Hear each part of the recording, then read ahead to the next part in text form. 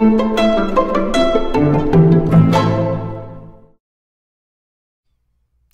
my name is Brandon, and I'm an alcoholic and addict in recovery. Yesterday, I was looking late in the day. I was looking at this to-do list that I had created, and actually it was multiple to-do lists. And I was overwhelmed by the amount of stuff that I had to do, the amount of stuff that I thought needed to be done in the next few days, but what looked like a very severe lack of time to actually get it all done. And I couldn't get my head wrapped around, how am I going to do all of this stuff? And I got very overwhelmed, and it was I had feelings very similar to feelings that I used to get all the time in my active addiction, because that was a very big part of my active addiction, was being very overwhelmed and then running away from it by using alcohol and drugs, which just further increased. I mean, it would depress that feeling of being overwhelmed temporarily, but then it increased it because the time that I used to use alcohol and drugs was time that I could have been actually getting things done, and that just made the problem even worse. So these days, sometimes, usually I can manage it okay, but sometimes I still find myself getting overwhelmed, and that's when I gotta take a step back, remember what the big book of Alcoholics Anonymous tells us about pausing when agitated. So yesterday I felt like this, and I knew what I needed to do was get to a meeting. And so I got to a meeting, and lo and behold, the topic of the meeting was this exact thing: pausing when agitated, avoiding getting overwhelmed, taking it easy. And just as a reminder, and for anyone who's not familiar with what the big book says about this, it says, as we go through the day, we pause when agitated. And this is from page 87 of the big book of Alcoholics Anonymous. As we go through the day, we pause when agitated or doubtful and ask for the right thought or action. We constantly remind ourselves we are no longer running the show, humbly saying to ourselves many times each day, "Thy will be done." We are then in much less danger of excitement, fear, anger, worry, self-pity, or foolish decisions. We become much more efficient. We do not tire so easily, for we are not burning up energy foolishly as we did when we were trying to arrange life to suit ourselves. And that's the part that, I was doing yesterday. I was doing a lot of trying to arrange life to suit me, and trying to arrange, and I was spending all this time trying to arrange these to-do lists and really thinking hour by hour for the weekend. Okay, if I do this at 9 o'clock, and then we have this at 10 o'clock, then by 12 o'clock we'll be ready to do this, and I can do this by 1, so that by 2 I'll be ready to do what I need to do at 3.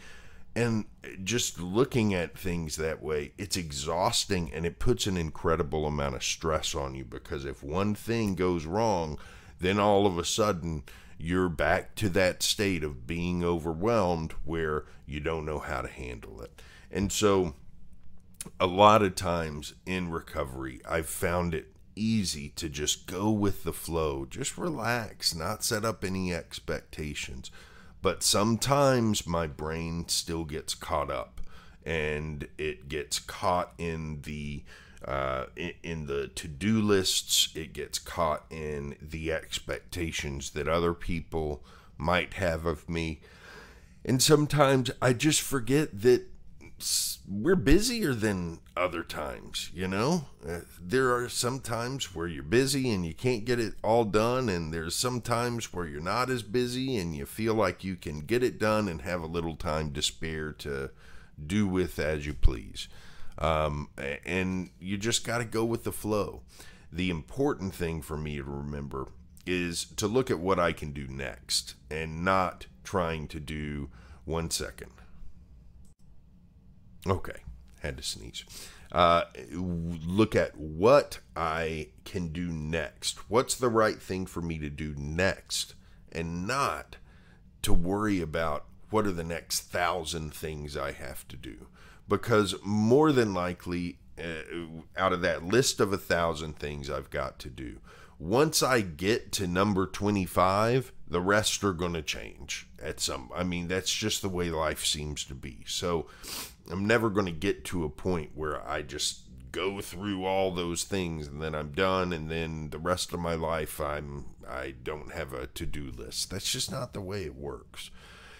I've got to remind myself sometimes, life is way too valuable to spend it worrying and fretting over these to-do lists that we can accumulate that are really a result of the self-centered view that we have of life and the way that we try to manage life and get it to mold around what we want it to be and what we want to happen.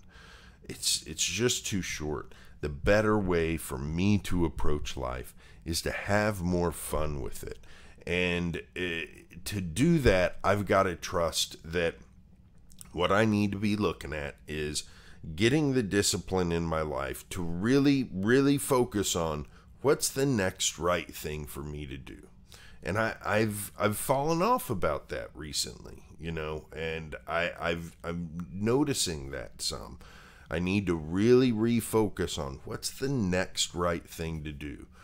Do that, move on, and just then let the cards fall where they may.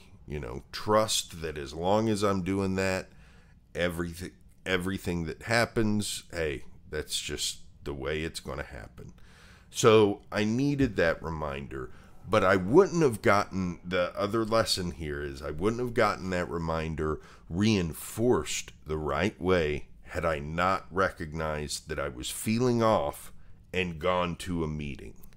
And that's why I think that meetings, support groups, all of these things that people in 12-step programs and other programs of recovery teach, reaching out, doing those kinds of things, engaging in meetings when you're in a little bit of a stressful situation, those things are extremely important.